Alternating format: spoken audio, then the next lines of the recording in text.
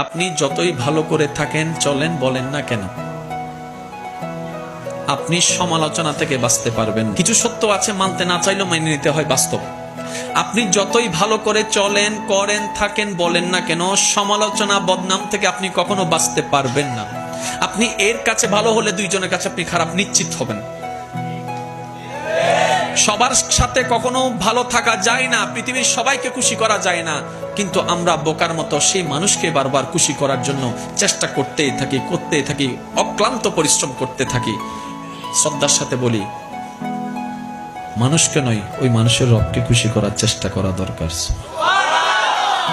কারণ এই মানুষ কখনো আপনাকে আমাকে থ্যাংক ইউ না দিলেও ওই রবের রহমত আমাদেরকে ভরপুর করে দিবে। সুবহানাল্লাহ। তাহলে সমালোচনা, বদনাম আপনি যদি মনে স্থান দেন, আপনার মন বারবার আঘাতপ্রাপ্ত হবে, কষ্ট পাবে। তাহলে যেই জিনিস আমাকে বারবার আঘাত দিবে সেটা আমার রাখার দরকার নাই। সেজন্য সবাইকে শুধু ক্ষমা করতেই থাকবেন। মনে রাখবেন, যে ক্ষমা যত বেশি করতে থাকে তে তত বেশি সুখে শান্তিতে থাকতে পারে। সুবহানাল্লাহ।